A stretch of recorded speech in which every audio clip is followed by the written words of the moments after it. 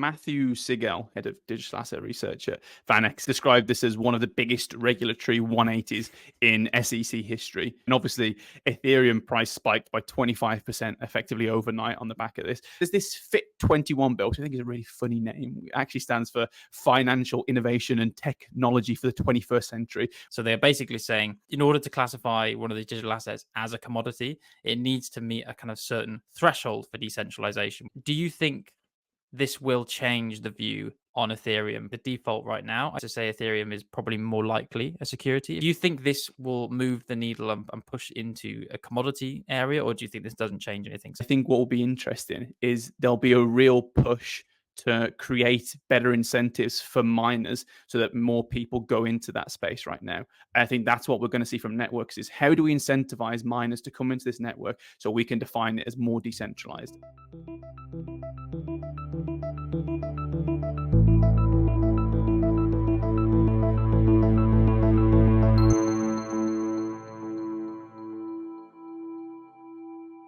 Welcome to another episode of the Untangling Web3 podcast. Today is going to be a quick-fire, punchy recent news event, which is the Ethereum ETF approvals by the SEC. This is quite important. Back in January, we spoke about the Bitcoin ETF approval and how monumental that was for the crypto space, but the Web3 space at large, especially in terms of institutional adoption. And now the Ethereum ETFs have been approved as well. So yeah, this episode, we're going to unpack what it means and what happened, some of the chaos that actually went around this. How you doing, Jack? Yeah, not too bad. Thanks, Alex. It's nice to start the new era, right? Year 2 of a podcast with some good news for the industry, I guess. And didn't exactly take a crystal ball, I don't think. But after the Bitcoin approvals that we previewed and reacted to in January, a lot of speculation was then, well, Ethereum's going to follow suit quite soon. I've even seen today people saying Solana's up next. So it seems like the Bitcoin ETFs have had this knock-on effect. So yeah, it's interesting.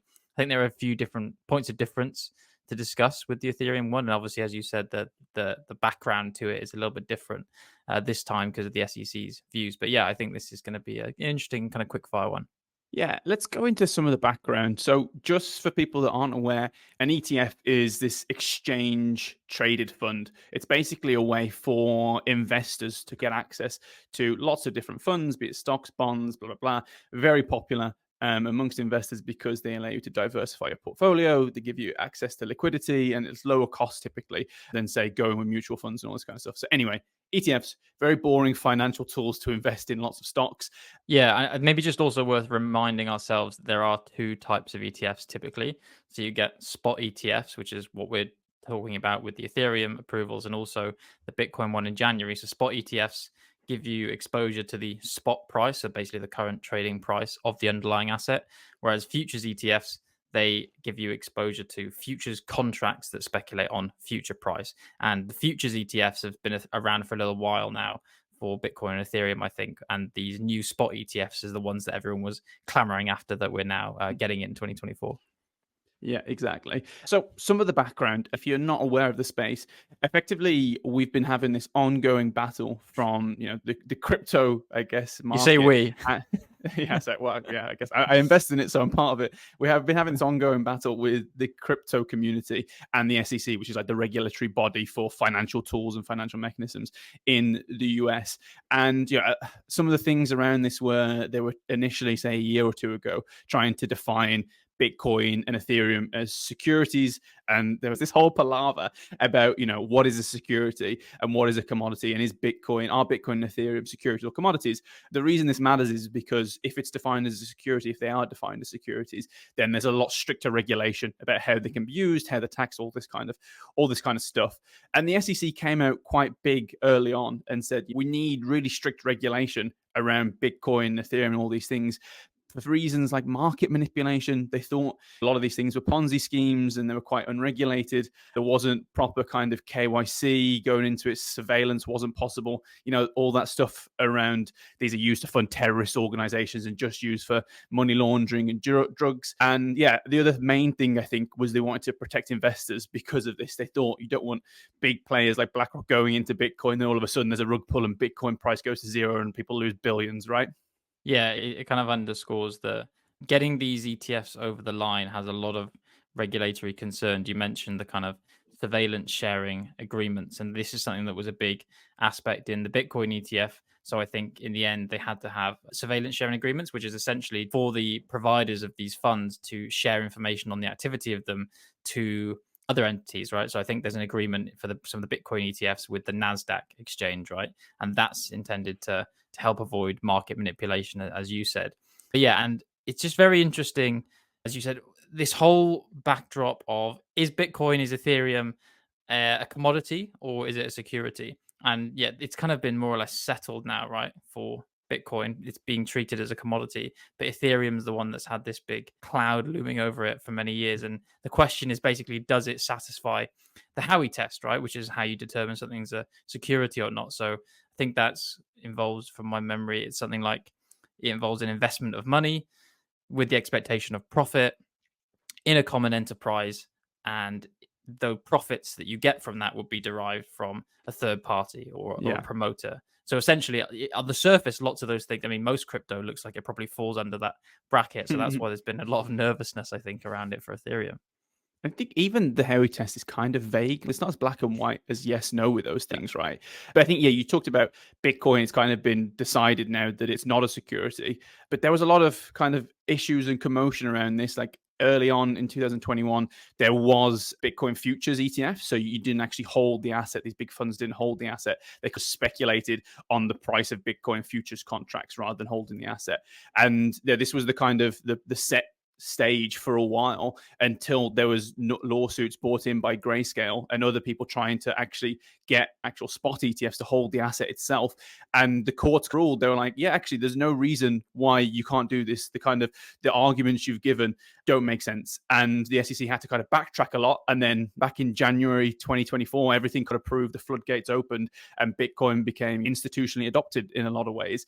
And yeah, that was the state of play up until recently. But like Jack said, this wasn't the case for Ethereum. There was still a lot of speculation as to whether Ethereum was a commodity, like Bitcoin was being defined now, or was it more of a security?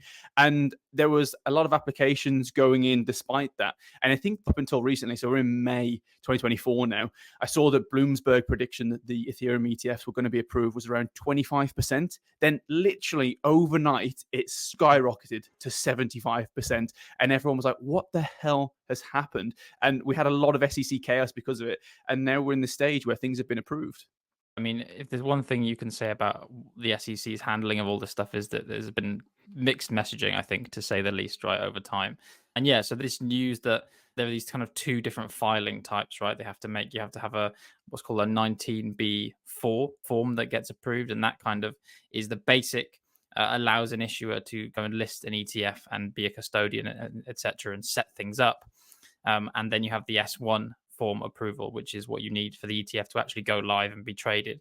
So it was news that these 19B4 files, they were asking them to go and update them on an accelerated basis. Basically, with hindsight, it looks like they were saying you want to get these approved as fast as possible. So can you go and sort things out? So yeah, that happened. We saw this big boost in the odds and the bookmakers, and interestingly, there was lots of kind of on-chain betting, which is quite funny. I think, or not funny actually, kind of interesting to see where the speculation is happening now, beyond just speculation on the price of these assets. But then there was lots of on-chain betting markets that then suddenly started changing their odds quite drastically on there being an Ethereum ETF approval. Yeah, Matthew Sigel, who's head of digital asset research at VanEck, described this as one of the biggest regulatory 180s in SEC history, just to kind of highlight how abrupt this was out of nowhere. And obviously, Ethereum price spiked by 25% effectively overnight on the back of this. And like Jack said, this approval we've got so far is kind of like the high-level approval that we agreed that Ethereum can be listed in this way in these ETFs.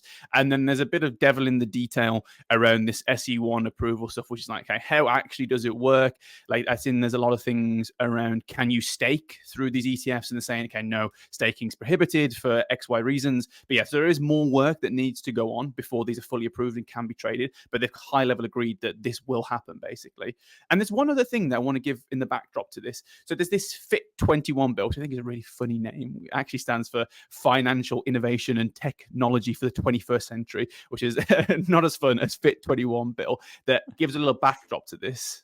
Yeah, exactly. This was very interesting timing, let's say, with this was approved more or less kind of 5 or 6 days ago now. So this bill has been proposed and going through the House of Representatives in the US. It passed the vote last week.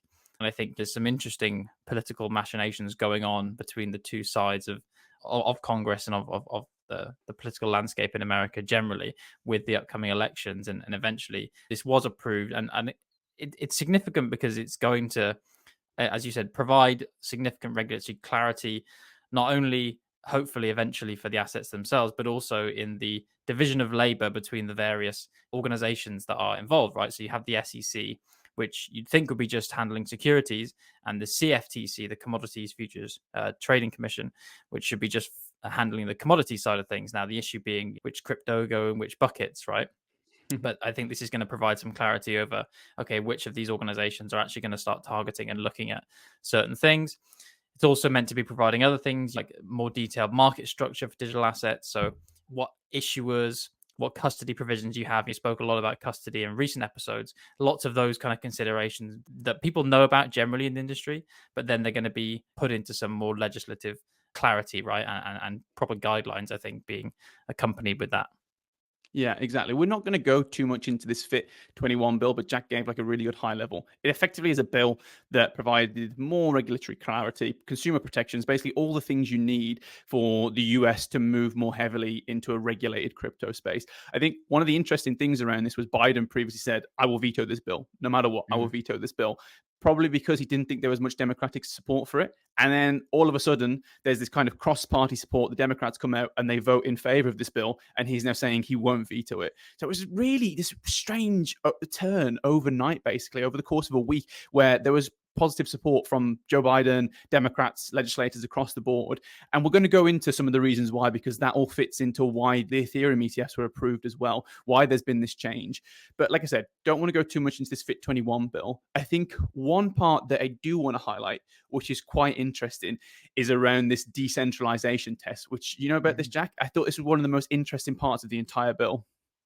Yeah, definitely. And I think this is kind of builds on some of the noises that have been made by the regulators. People like Hester Pierce, right, has been talking about decentralization and defining it in more detail for a number of years now. So they're basically saying in order to classify one of these digital assets as a commodity, it needs to meet a kind of certain threshold for decentralization, which, as we talked about in our episode on decentralization, it is a spectrum. So it's nice to see that they're acknowledging it.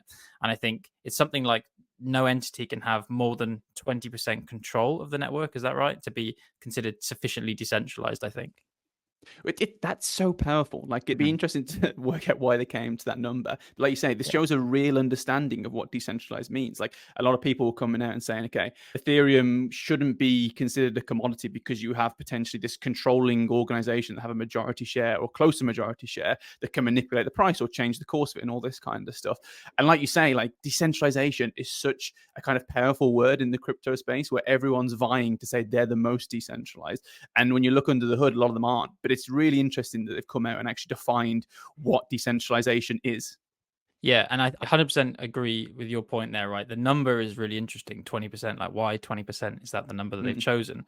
And I think it's very cautious on their part, and I think it's quite smart. So if you look at the theoretical side of decentralization, people would say, well, in Bitcoin, so long as no one has 51% of the network, then it's fine. It's decentralized. I mean, lots of people would disagree with that, but that's a theoretical argument you can make.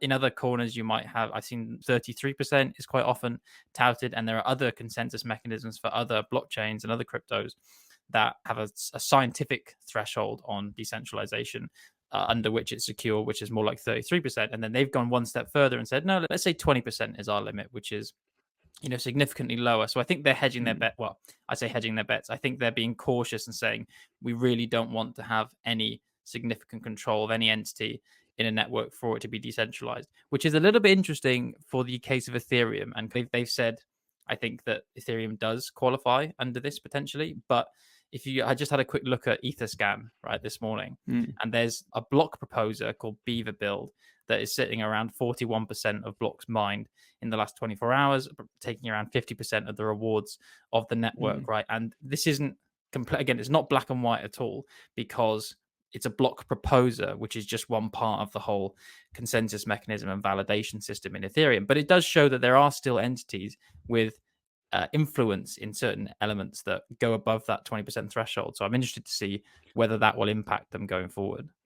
And yeah, I do want to talk about this more because, like you say, these are dynamic things. Like mining percentage could change Mm. potentially overnight. Like, how can you keep changing between security and commodity? But before we go into that, should we talk about some of the reasons that people are speculating there was this drastic U-turn basically overnight? I think they are quite interesting, and it kind of reflects mostly like politics in America for obvious reasons.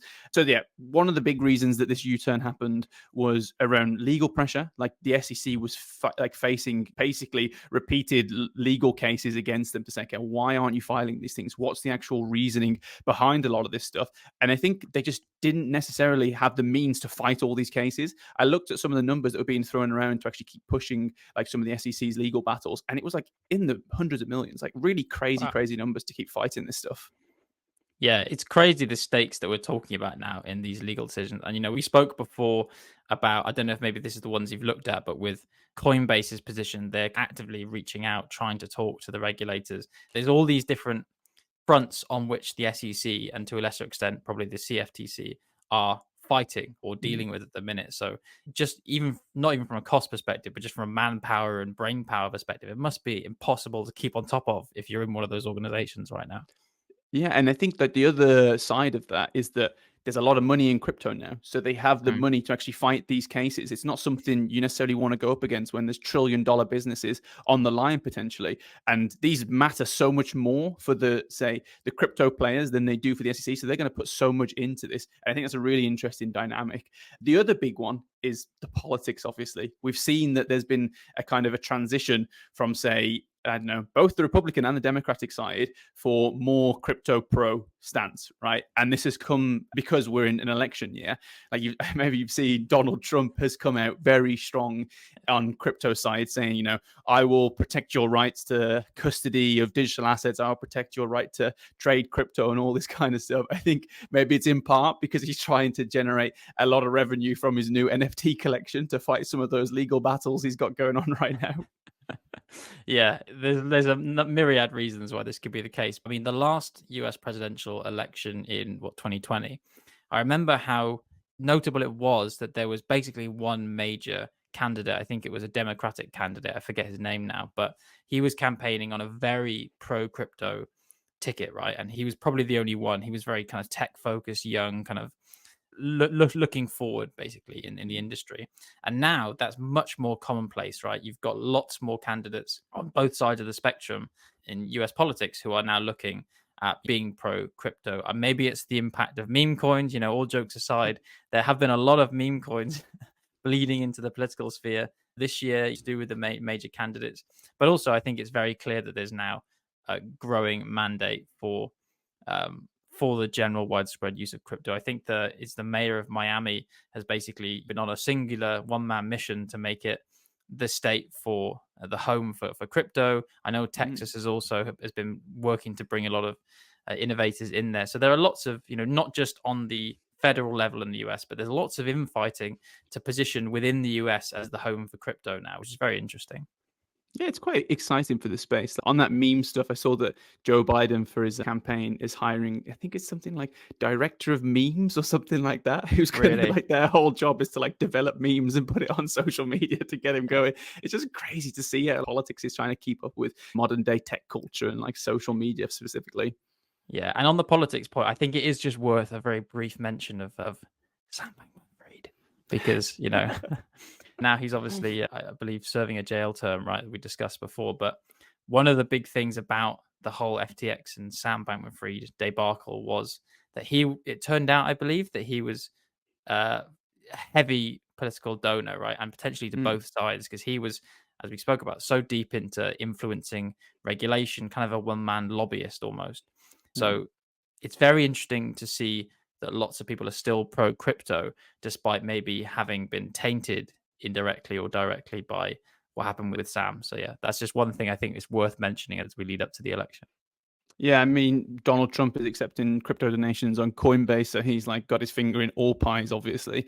And like you say, I think it was a surprise that this Fit 21 bill, there was a lot of Democratic support, cross-party support. So Joe Biden's recognized that he doesn't want to lose that sector society that now sees Donald Trump as the pro-crypto stance. So he's trying to go into that, even if it maybe is against some of his principles. I think the other big person we've got to speak about here is Gary Gensler, obviously, who is just a bit all over the place, I think, when it comes to this stuff. Like, I've seen a lot of people saying, like, he just thinks Donald Trump is going to get elected, sees that Donald Trump is very heavy on the pro-crypto side and doesn't want to get fired when Donald Trump comes in. So he's changed his tune basically overnight. But that's all speculation. Yeah, speaking of memes, the gift that keeps on giving. I'm quite kind of sympathetic in a way with Gary Gensler because he's had a tough job and he's the figure of a lot of derision now. But yeah, I think he has had a pretty strong 180 himself. Really, people talk about the SEC, and a lot of the time they're referring to Gary Gensler anyway. So yeah, this may well be a move of pragmatism for the next political regime, and it'll be very interesting to see where it's left at the end of this year, right? If there, as you said, if there is a turnover in personnel at these organizations, if there is a completely new kind of philosophy instilled at them, I can't imagine that these organizations are prone to such sweeping changes you get in politics, because then it would be complete chaos. But it's pretty chaotic anyway, so maybe it will. Who knows? Yeah. And the last two kind of like external dynamics that I want to talk about really quickly is we have this SAB 121 bill. And this was effectively a bill that required banks to hold customers' digital assets on their balance sheets, which was a bit burdensome for banks. So they kind of limited, say, people's ability to do that. And there's been a resolution to overturn that to make it much easier for banks to allow consumers to hold digital assets. That's one piece that I want to talk about that's also fed into this kind of positive crypto outlook being pushed in kind of the legislative space. And the other one is this anti-CBDC bill, which I think is really interesting. Like, for whatever reason, America is really, I've seen it, like, noticed it a lot on social media. Like, Americans are really worried about CBDCs generally. They think it's a way for, say, the Federal Reserve to dominate the kind of their financial instruments, especially when online. They think it's a threat to privacy. They think governments are going to increase control. And I don't know if it feeds into this kind of like American idea of freedom, liberty, privacy, all this kind of stuff. But people are really coming out against that. And there's actually been an anti-CBDC bill that's been passed in the House, which feeds into this whole kind of crypto play as well. If you want the efficiency of crypto and this decentralized ability to interact peer-to-peer, and you don't want to do it with the CBDC, well, that obviously feeds quite positively into the Bitcoins, the Ethereums of the world. Yeah, you're right. This is a really interesting one. And I agree with your analysis that it probably is that a case of CBDCs, I think, are going to be a hard sell to a lot of the American public, given the American dream, the idea of complete freedom in the market, and people wanting to have more autonomy over their money and things like that. And even though we've discussed there are a million different ways to implement CBDCs and there are a million different properties you get out of those choices, I think the perception is still so great, especially in places like America, that this is a way for the state to get into your wallet basically and to have controls. And following the COVID kind of parachute payments and the inflation that we've seen, the money printing, that's another meme. Printer go burr. That's one of the big memes we've seen over the last few years. I think that's probably fed into this. But as you said, I think this does position the US to be much more pro crypto native, because the demand is there overall for digital money. And if they're not going down the CBDC route, that means they necessarily have to be a little bit more pro actual blockchain infrastructure, right? The real stuff that we talk about all the time. So yeah, I think this could end up being a positive thing, even though maybe they're throwing out the baby with the bathwater a little bit on CBDCs. God, we've not heard that phrase in a long time. I'm glad it's made a return. Yeah, I think like we talked about this early on in, say, normal legislators and, say, government representatives' misunderstanding of the crypto space and thinking, I can turn off Bitcoin, I can turn off Ethereum. It's like, no, you really can only turn off the access to Bitcoin and Ethereum if you really want to. And it's nice to see that they've slowly started to understand that pushing this away through legislation to other countries is just going to lead to a lack of innovation and a lack of revenue for their own country. And Trump is obviously pushing that agenda, saying we want business here, we want the crypto natives to be here building, because that's what America's about. And it seems like Joe Biden's now had to do a U-turn to make sure he's not lacking in that space, basically. Yeah, I think, yeah, this is one that we definitely will check in on in a few months, if not towards the end of the year, because it will be very different to see what the noises are coming out of the regulators in a post 2024 election world in the US. But yeah, not to make this too much of a political cast, right? So I think that's well covered by other shows. But maybe if we just finally end the show and return to what do we actually think the impact of these ETF approvals are for Ethereum then? So I we've covered the fact that this will provide additional regulatory oversight potentially, and this is a signal of increased adoption, which we can get into. But I think the big question I have, and that I'm a little bit uncertain on, is: do you think this will change the view on Ethereum? Because let's say the default right now, I think, is to say Ethereum is probably more likely a security if you go on what has been said by Gary Gensler in the SEC. Do you think this will move the needle and push into a commodity area, or do you think this doesn't change anything? So I think that's the big question that comes from this. I think that based on that speculation as to what decentralization is and therefore what is a security and what is a commodity, I think networks will really be looking to decentralize. And I think the big push, just purely for like tax reasons, the burden reasons, whatever it is. And I think what will be interesting is there'll be a real push to create better incentives for miners so that more people go into that space right now. I think that's what we're going to see from networks is how do we incentivize miners to come into this network so we can define it as more decentralized? And that's what I think will the angle will be from a technical and a kind of strategic perspective for these networks going forward.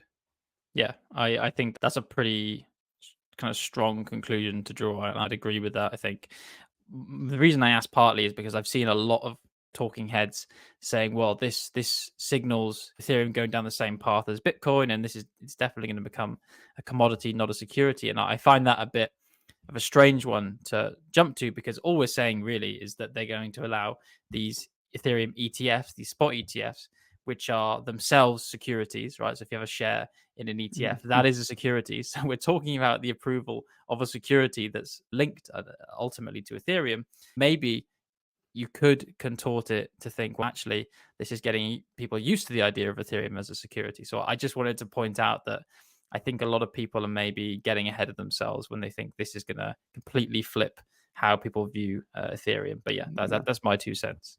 No, that makes sense. I don't think this is that impactful a thing for, Mm. say, the actual details, the technical aspects of Ethereum, or I don't think the taxation stuff matters too much.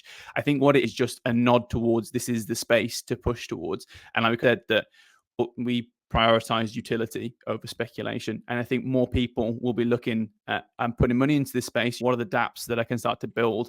And I think that's the most exciting thing is we kind of said that Bitcoin in its implementation right now isn't known for supporting this kind of absolute utopia of dApps, right? Because of maybe the misconception there's an inability to do smart contracting. And for whatever reason, Ethereum is that place. Like it is the world computer that has the best ecosystem for building decentralized application. I think the exciting thing is now the money that's going to come to that space. I imagine there will be a boom in investment looking for how can I improve the technology to support other people coming into that space. And even though this isn't that monumental a thing, like you say, I think in 5 to 10 years, people will now be looking to the horizon. Okay, in 5 to 10 years, it will be a monumental thing. And this is the path going towards that. Yeah, I agree. And if you think of Ethereum as having more utility than BTC, for example, then until now, it was harder to access any potential price upside that comes from that for the general retail consumer, right? And I think this is good because it evens the playing field out between a BTC and an Ethereum. And it says, well, if the utility narrative around Ethereum is valid and if it continues, then people can get price exposure to that. And Ethereum isn't limited by the lack of market access that it had compared with Bitcoin, right? Having its ETF approvals in January. So in just terms of it direct impact, I think it's good that at least we have those two on a level footing now that they can compete on in the wider market, I think. And I think like we talk about blockchains and like cryptocurrencies that enable blockchains and all this kind of stuff, and there's a lot of value to be derived from that transparency, data, all this kind of stuff.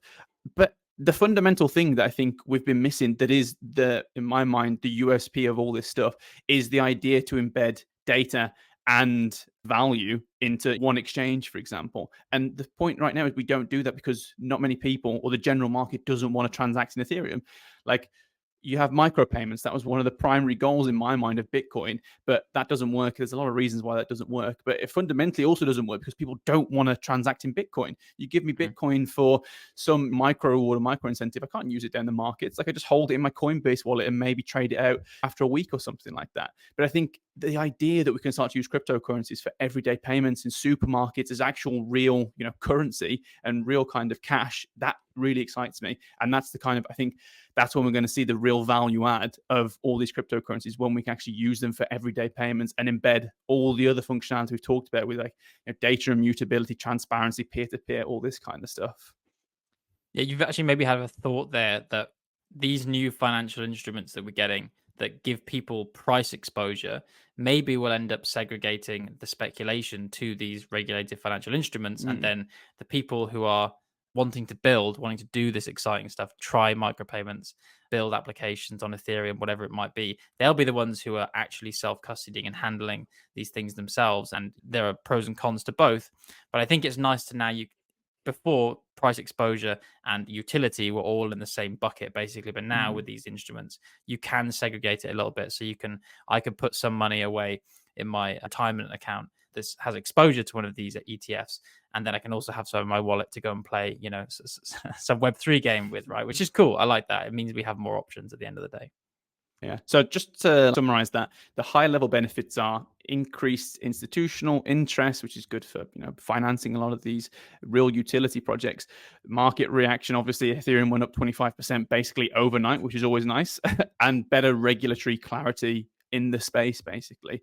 And so another interesting kind of, as soon as this happened, like within a day, I was seeing articles everywhere about, okay, Solana and XRP are the next to be approved. Everyone buy right now. And so I think they went up maybe as much as Ethereum did. Just people were like, in a year's time, these will be approved, and there's all the value has already been locked up into Ethereum, and these announcements were already assumed. And I was like, what was it really? Like, it was only like a day ago that everyone was saying it wasn't going to happen.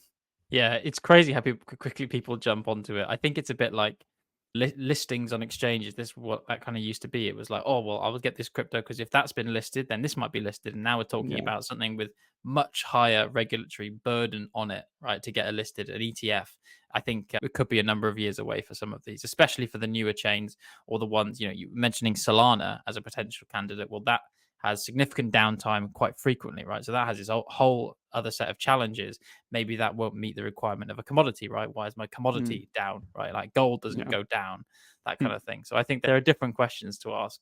And another implication we didn't quite touch on yet is the fact that we now have, this instrument for an ETF, both for a proof of work or the biggest proof of work blockchain and the biggest proof of stake blockchain, right?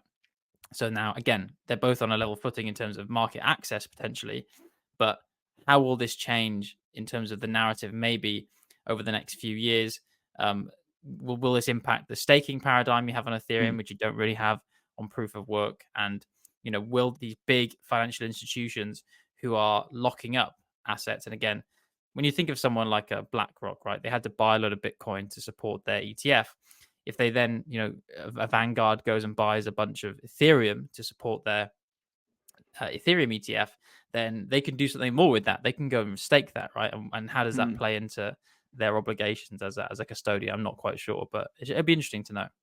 I think this is one of the most interesting points. Like, you have proof of work where effectively the miners who they run the network at the end of the day, they have massive, heavy bits of kit that are very expensive to run that people don't really want to be involved with unless they absolutely have to be in that as their entire business portfolio. They run the network. So BlackRock coming in and buying whatever it is, 100 million of Bitcoin or holding 100 million of Bitcoin for their consumers doesn't really affect that too much. Obviously, you can say they have indirect sway. If they start saying, come on, can you do this thing? Then they'll listen because they have a lot of the activity on the network. It's very different with a proof of stake network. The network is effectively dominated or run by the amount of stake you put in, which is the amount of Ethereum you hold. And yeah, there's some mining equipment you need, but it's insignificant to the amount of stake you need. So if you then have a BlackRock that now owns, say, 15% of the network, for example, or has 15% of the stake, and they're like, actually, you know what? We can just spend 100 grand, buy a mining rig, and I can be a dominant player in this space. It really feeds into that kind of, we talked about decentralization earlier and what is decentralized. But if you all of a sudden have these ETFs that make up, say, 40% of the network, there might be a real centralization there of all this stuff. And I think that's going to be really interesting to see how that plays out with the proof of stake network. Yeah, that'd be really ironic if one of the Ethereum ETF custodians ends up accumulating so much Ethereum and they think, why not I stake it as a validator? And then there's some changes with other validators, and all of a sudden one of these crosses that 20% threshold and brings it out of a commodity into a security domain. That would be interesting, right? That would be one impact of all this approval down the line that Well, they maybe weren't foreseeing. what would they do? What they would probably do is split it up into two entities and then start saying, okay, we've got 15% here, 15% there. And then you're like, okay, so how do we really define decentralization? Because these are separate legal entities, but there's a Mm. connection there where they have similar motives. And I think that's going to be really interesting to see how they start to define decentralization. I've seen like a lot of these networks have 1,000 mining nodes and stuff like that. And when they all have different names and you look under the hood, it's all run by two companies. You're like, that's not decentralized. Like it's technically maybe decentralized, but like philosophically and politically, whatever it is, that's not decentralized. But really interesting to see how they start to regulate this across the crypto networks. Yeah, and I haven't actually read the detail of the FIT bill yet, but I definitely intend to. I'd be interested to know how concrete the definition of the entities they're talking about are, right? One entity having control, because you have this question in Bitcoin with mining pools right now. We have potentially tens of thousands of people contributing hash power, but really you have one controlling entity that's proposing the next block. As we said in Ethereum, you have these block proposers, these validators, and kind of a few other types in between. If one of them has 40%, like we mentioned earlier, does that tip them into having a controlling stake or controlling influence in the network or not? So yeah, I don't know. Are these decentralization terms in the bill even fit for purpose yet? I don't know. But definitely one for me to read up on and maybe come back to you with a hot take next time. Yeah, but I think overall this news is exciting. Like the SEC have basically signed off that these ETFs can go ahead. That looks good for the market. Obviously, number goes up, but you can't actually trade it until these S1 filings get approved. And I'm quite interested, maybe more interested to see what they look like, because that's where the devil in the detail is. I've seen already they're saying that you won't be able to stake with these ETFs. There'll be lots of kind of prohibitions on them and they'll be quite limited in the first iteration. But yeah, let's wait to see if and when they get approved and what it actually looks like for people. Yeah, we said with the Bitcoin ETFs, there was this interesting kind of clause in there about them being able to define what they think Bitcoin is. And Ethereum also has this history of forking, right? We have Ethereum Classic and normal Ethereum. So, how will that play in? How will they cater for potential future upgrades and future forks of Ethereum that we can't foresee now? That'll all be, like, as you say, the devil will be in the detail. But yeah, I think that kind of more or less wraps up our reaction to this news. Again, significant, but lots of regulatory clarity pending. Hopefully, will come very soon. So yeah, with that, we'll just say thank you for listening wherever you may be, and join us next time to untangle a little more Web3.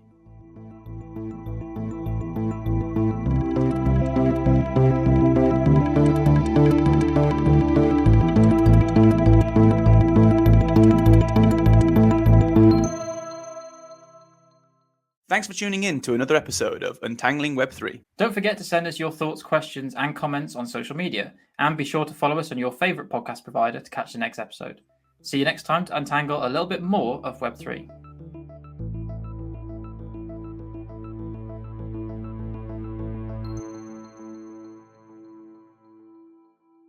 The views we express here are our own and do not reflect the views of our employers.